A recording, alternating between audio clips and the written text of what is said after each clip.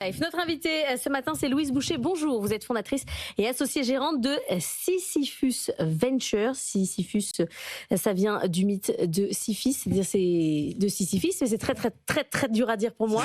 Deux S, j'y arriverai C'est pas. pas simple. C'est la pierre qui roule, c'est-à-dire que ça n'avance pas et qu'on a besoin de changer les choses pour changer de direction.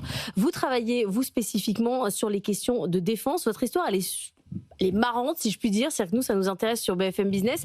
C'est que vous trouviez que les fonds européens n'allaient pas assez vite sur les questions d'armement et de défense. Du coup, vous vous êtes lancée toute seule en créant votre propre fonds d'investissement. C'est quand même assez courageux. Et aujourd'hui, vous dites, j'avais raison. Oui. Bon, tout d'abord, merci de me recevoir. En fait, c'est vrai que j'ai lancé donc ce fonds Sisyphus Venture il y a quelques mois, mais en fait, ça fait 3-4 ans que ce projet est en préparation. Donc, je travaille dans les grands fonds européens de venture capital à Londres et encore avant à Paris. Et c'est vrai que j'avais commencé à investir en défense vraiment quand la guerre en Ukraine a éclaté, donc en 2022. Mais via mes fonds, mais en fait surtout via mon argent effectivement personnel, parce que la défense en Europe, jusqu'à très récemment, c'était tabou en fait. Et donc on ne pouvait pas investir.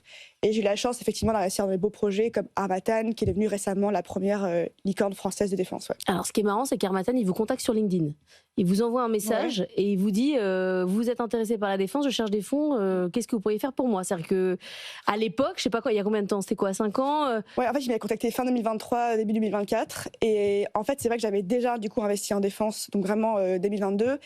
Et donc, je pense que c'était tellement niche, en fait, d'investir en défense qu'il avait dû me repérer comme ça sur LinkedIn. Il fait des drones. Il fait des drones. Il fait vraiment des drones autonomes. Donc, c'est vraiment la défense moderne. Et le drone, c'est le symptôme le plus visible. Donc, un drone autonome, produit très peu cher, qui va pouvoir faire des frappes, de l'interception et de la reconnaissance, vraiment de manière 100% autonome. Ouais. Mais c'est-à-dire que, je finis juste sur la question de la guerre en Ukraine, c'est que c'est déjà, la guerre a commencé, mais il a du mal à se financer. C'est-à-dire qu'il est quand même obligé d'aller chercher des fonds sur LinkedIn. C'est-à-dire que c'est pour dire à quel point on en était à l'époque. C'est-à-dire qu'il n'est pas dans une levée de fonds classique, quoi. Oui, après, enfin, en précis, effectivement, aussi, il était jeune, donc je pense qu'il n'y avait pas encore énormément de réseaux, ce qui maintenant, évidemment, est très différent, parce que maintenant qu'il a levé 200 millions, je pense que c'est plutôt dans l'autre sens, où on vient le chercher plutôt que lui qui va chercher. Mais en fait, sur le point de la guerre en Ukraine, aujourd'hui, on est quand même en 2026.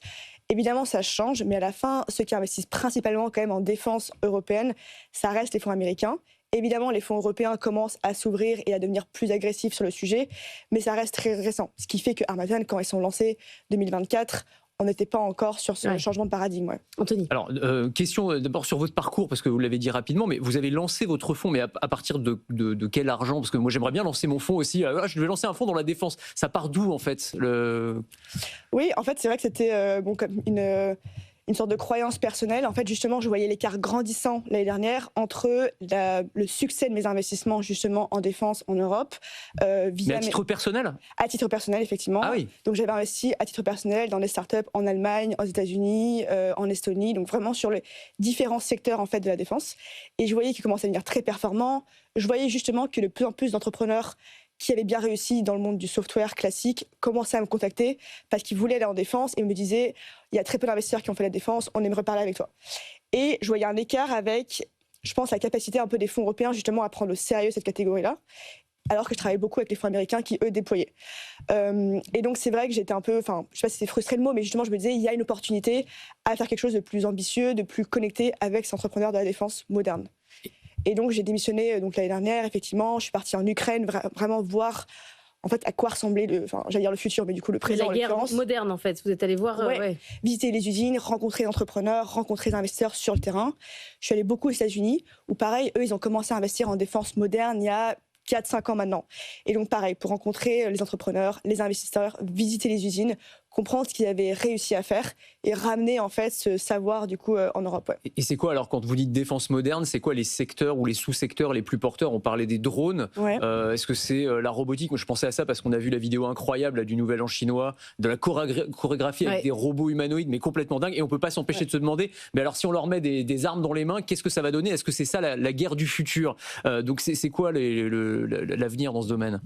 Ouais, c'est ça que les humanoïdes, je pense que c'est un bon point. Mais en fait, concrètement, ce qui s'est passé avec la guerre en Ukraine, c'est que les systèmes militaires, on va dire un peu du XXe siècle, donc très complexes, chers, produits en petite quantité, les avions type les Rafales sont un peu le symptôme de ça, sont fait remplacer en fait par justement une abondance de systèmes plus intelligents, donc autonomes, produits en masse et très peu chers.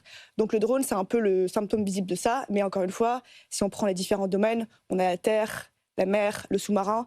Et donc tout ça, on va avoir le même changement de système aujourd'hui peu cher, autonome, produit en masse. Ouais. Et de manière générale, vous pouvez prendre tous les différents composants militaires qu'il y a aujourd'hui, du radar à la radio, et appliquer ce même changement de paradigme, ce qui fait que c'est là où je vais principalement investir. Et le deuxième gros composant, c'est qu'on vous dit on veut produire en masse, mais dans ce cas-là, il faut regarder les usines, comment est-ce qu'on les automatise, comment est-ce qu'on les robotise. Et est-ce que vous vous mettez une limite éthique dans les investissements ? On parle beaucoup en ce moment, alors ce qu'on appelle les SALA, donc les systèmes d'armes létaux autonomes. Donc c'est le couplage de systèmes d'armement avec de l'intelligence artificielle qui pourrait potentiellement leur donner la possibilité de prendre la décision de tuer des êtres humains, pour être très concret. Est-ce que ça, c'est des choses dans lesquelles vous investissez, sachant qu'on sait bien que c'est un secret polichinelle que tous les pays investissent en fait dans ce genre de choses, ou pas du tout ? En fait, je pense qu'il y a un peu de choses. Évidemment, c'est les conversations que j'ai avec mes entrepreneurs, parce que c'est important de comprendre leur compas moral, entre guillemets. Après, c'est une question de est-ce que les armées aujourd'hui achètent ça et ont envie d'avoir ce type de produit. Aujourd'hui, en Europe, on a encore beaucoup de débats sur justement comment est-ce qu'on a ces technologies tout en la contrôlant. Donc c'est encore un peu moins le sujet de vraiment la partie pure autonomie sur la partie vraiment létale. Mais néanmoins, là où je veux quand même appuyer, c'est que justement, beaucoup de fonds aujourd'hui disent qu'ils font de la défense, mais pas forcément l'offensif, veulent faire que du logiciel, pas du système militaire. Ouais.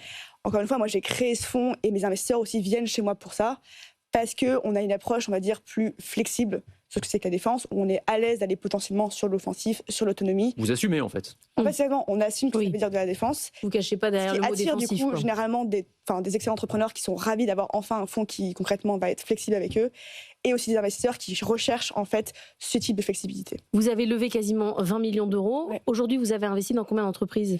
Donc, pour l'instant, j'ai investi dans 2 entreprises. Il y en a 2 autres qui arrivent. Ouais. Le fonds, du coup, je l'ai lancé officiellement à partir de décembre. Ouais. Et alors, vous avez une équipe, parce que j'ai l'impression qu'il n'y a que vous, mais vous avez une équipe structurée, vous êtes combien ? Dans l'équipe d'investissement, vous parlez à toute l'équipe aujourd'hui. Donc, ah oui, vous êtes l'équipe d'investissement. Exactement. Après, évidemment, derrière moi se cachent des avocats et des CFO pour la partie plus admin et légale. Mais à la fin, pour la partie investissement, non, c'est moi qui porte ça. Et comment vous les détectez et comment vous choisissez dans quelle entreprise investir ? Parce que c'est un secteur quand même particulier. On ne parle pas forcément de KPI ou de retour sur investissement. C'est un peu différent. Sur quelle base vous fondez en fait ? Pourquoi est-ce qu'on ne parlerait pas de retour sur investissement dans ce sujet-là ? Je ne sais pas, non. Si, c'est un sujet du coup. Vous réfléchissez aussi en termes de retour sur investissement sur des systèmes d'armement par exemple ? Oui, bien sûr, dans le sens où ça reste quand même un fonds d'investissement. Évidemment, il y a un sujet géopolitique aujourd'hui très important, mais ça reste quand même un fonds d'investissement. Aujourd'hui, les entreprises en défense dans le marché public sont quand même les entreprises les plus valorisées. Donc évidemment, aussi pour mes investisseurs, ils savent que les succès dans lesquels je vais investir, type Harmattan, vaudront des dizaines de milliards, feront des centaines de millions et des milliards de revenus. Donc c'est quand même ça qu'ils recherchent. Après, d'un point de vue vraiment sur l'équipe, en fait, créer un géant de défense, ça reste quand même très compliqué. On vend à des gouvernements, c'est lent, c'est compliqué. On doit vendre à différents pays, ça reste très compliqué.